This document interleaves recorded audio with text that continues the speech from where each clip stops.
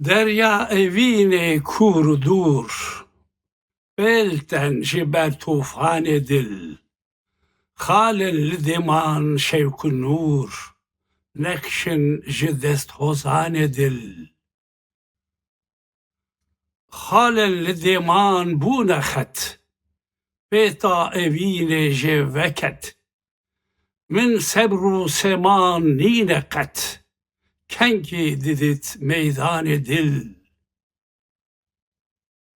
Meydan nedaya dil şehe, hançer bi dest ebru mehe.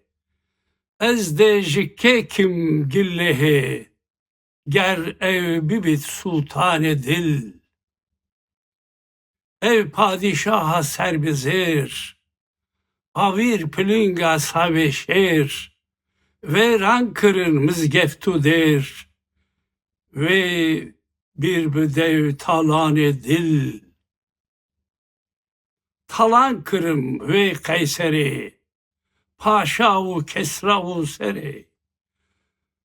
Çavaku hati pencere, hatim sema pervane dil.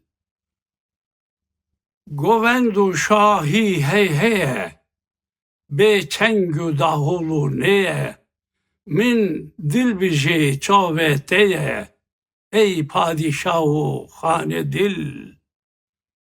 Avir ji çavan tendele, levrame iro dil küle, derman ji leben sorgule, ey melhemu dermane dil.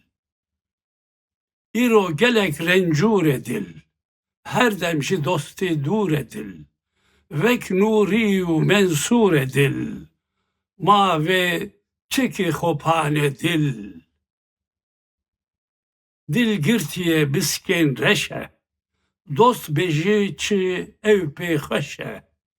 Vi serkişandi la leşe, pire dere meyhane dil. Bağı bihişte singüber, lev sorgulu sevr gevruzer, reyhanu sumbül ketu ter, hoşle dikit seyrane dil.